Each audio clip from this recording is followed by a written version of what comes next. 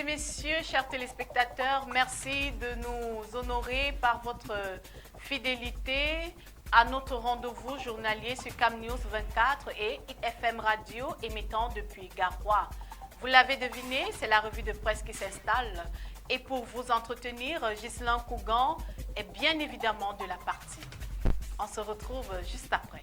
Démarrons par le tri-hebdomadaire d'Icalo à la une. Jacques Famdongo, je cite, le RDPC n'a pas besoin d'un congrès pour désigner son candidat. Pour le secrétaire à la communication du comité central du parti au pouvoir, les textes de cette formation politique sont clairs. La candidature de Paul Biya à la prochaine élection présidentielle ne souffre d'aucun doute. Pages 2 et 3 du tri-hebdomadaire d'Icalo. Malgré des résultats peu reluisants, un décaissement de 82,1 milliards de francs CFA du FMI en faveur du Cameroun, page 6. Aviation civile, le renforcement de la sécurité aéroportuaire mobilise le Conseil national. Direction page 7 du tri-hebdomadaire d'Icalo. Challenge Hebdo à la une, René Emmanuel Sadi, Paul Biya a un style qui lui est propre. Le ministre de la Communication, porte-parole du gouvernement, commande la dernière actualité dans une interview vérité à lire dans les colonnes de Challenge Hebdo à la page 3 précisément. Listes électorales, la société civile lance l'opération initiative à résultat rapide. À quelques jours de la convocation du corps électoral, c'est le branle-bas dans les partis politiques et la société civile. Page 2 de Challenge Hebdo. Service défaillant, 2,6 milliards de francs CFA d'amende pour Orange et MTN. L'agence de régulation des télécommunications vient une fois de plus de frapper durement les deux opérateurs de téléphonie mobile en activité au Cameroun. Page 5 de Challenge Hebdo. Infrastructure, un budget en hausse de 54 milliards et demi de francs CFA pour la construction de l'autoroute Yaoundé-Simalène. Il s'agit de la phase 2. Le quotidien, l'économie, énergie électrique, la construction de nouveaux barrages ne comble pas le déficit. Malgré la mise en place de ces infrastructures, des actions restent à mener par le gouvernement pour répondre à la demande croissante des industries, des entreprises et des ménages. Page 3 du quotidien l'économie. Sodécoton, Géocoton cède ses parts à l'État du Cameroun. Page 7. Gestion de la dette, le FMI déplore l'accumulation de nouveaux arriérés de paiement. Page 3 du quotidien l'économie. Cameroun Tribune à la une, en attendant la convocation du corps électoral, la veillée d'armes. À quelques jours du top départ, les partis politiques, notamment ceux légalement à même de présenter un candidat à l'élection présidentielle d'octobre, sont plus que jamais en alerte.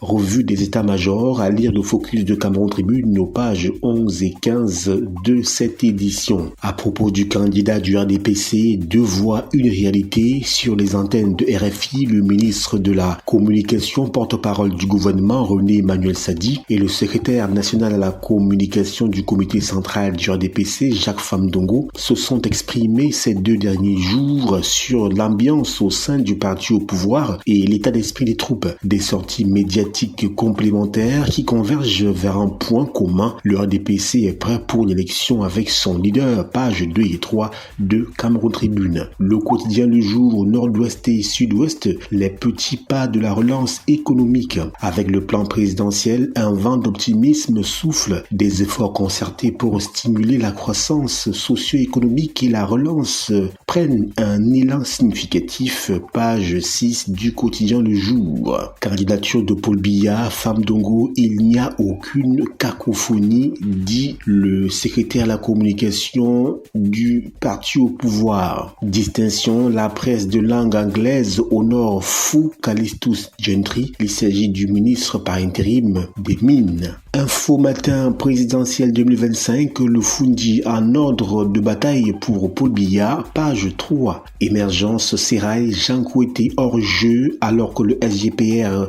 s'impose comme le patron politique du parti au pouvoir. Le SG du RDPC tente d'exister à la page 5 du quotidien Émergence. Afrique centrale, les investissements pétroliers menacés par un conflit monétaire. Le quotidien Le Messager à la une, Masso acte 5, effervescence et apothéose. Dans une dynamique de maturité et du respect des engagements, le rendez-vous des tirages au sort des tombolas a sorti de nombreux mutualistes de la précarité, tenant ainsi toutes ses promesses. Pages 5 et 8 du quotidien Le Messager. Secteur minier, Foucalistus honoré. La nouvelle expression présidentielle 2025, la répression des voix dissidentes relancée, la sortie musclée de Poulatin Gandhi, ministre de l'administration territoriale contre Aboubakar Ousmane Meh, n'est pas anodine. Elle est le signe évident d'un durcissement progressif du régime à l'approche de l'élection présidentielle de 2025, dans un contexte où les signes d'usure du pouvoir se multiplient et où la légitimité du président Paul Biya est de plus en plus contestée. Le système semble décidé à répondre à toute forme de dissidence par la fermeté, voire la répression. Page 9 du journal La Nouvelle Expression. Longévité au pouvoir, la pression s'accentue sur Biya. Page 3. Effervescence politique, le vice-président de Tiroma démissionne. Page 9. Silence de Biya, cacophonie chez les créatures. Page 8 du journal La Nouvelle Expression. Mutation à la une, candidature de Paul Biya, femme Dongo boude le 50-50. Pour le secrétaire national à la communication du parti au pouvoir, il n'y a plus de moindre doute. Paul Biya est candidat à la présidentielle de 2025. Page 7 du quotidien Mutation. Mototaxi à la page 4, transformer la malédiction en opportunité. Proactivité managériale, Foucalistus récompensé. Page 6 du quotidien Mutation. Info plus santé la une. Apfer sirop, une contrefaçon en circulation, contenue dans un flacon de 100 ml en plastique et non en verre comme le produit original. Le ministre de la Santé publique invite ceux qui seraient en possession de ne point le consommer et attire l'attention des populations sur la nécessité de s'approvisionner en produits de santé uniquement auprès des fournisseurs agréés, notamment les pharmacies, parce que l'automédication comporte un risque pour la santé, de même que l'utilisation des médicaments de la rue. Page 7 du journal Info Plus Santé. Financement durable de la vaccination, les parlementaires mettent les bouchées doubles. Page 6 du journal Info Plus Santé. Terre promise hebdo à la une, jour d'élection en toute légalité. En convoquant bientôt le corps électoral dans les limites de temps fixées par la loi, le chef de l'État Paul Biya honore son serment comme garant de la constitution du pays. Dans le camp d'en face, par contre, on parle de démocratie par embuscade. Page 3. Tiroma, Camto, Bello, un attelage de briques et de broc, nous dit Terre Promise Hebdo. La voix du consommateur à la une, sanction des opérateurs télécoms. L'ART esquive Camtel. Société, mais pourquoi les milliardaires divorcent-ils? Liste non exhaustive des riches du monde qui ont connu un divorce public. Page 9 du journal La Voix du consommateur. Diapason à la une présidentielle Cameroun 2025, la semaine décisive. Paul Biya, chef de l'État attendu pour convoquer le corps électoral dans les prochaines heures. Le RDPC en ordre de bataille pour conserver le pouvoir après plus de 40 ans de règne. L'opposition cherche à s'unir et à mobiliser ses bases face à la machine du parti au pouvoir. Page 4 du journal Diapason. Contribution à un collectif d'intellectuels camerounais écrit à Paul Biya. Page 9. Ouest Eco à la une, Jean Koueté contre Ngongo et Jacques Famdongo contre René Sadi. Le RDPC refuse d'être à la remorque du gouvernement lors de la présidentielle 2025.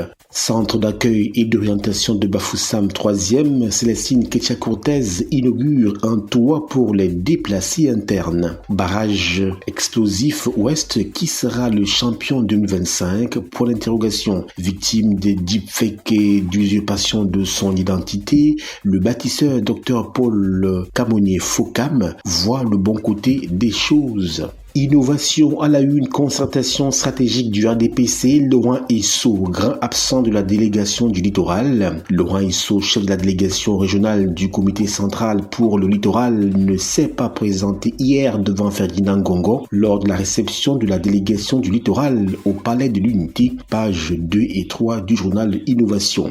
Le drapeau ville de Douala, un faux sirop met en péril la santé. Le ministre de la Santé publique, Dr Manaouda Malachi, met en garde contre une version falsifiée du sirop Apfer 100 ml repéré sur le marché camerounais avec un lot frauduleux, conditionnement douteux, absence d'autorisation officielle, risque sanitaire grave. Les populations sont appelées à la vigilance extrême. Toute personne ayant ce produit est priée de ne pas le consommer et de signaler immédiatement tout incident.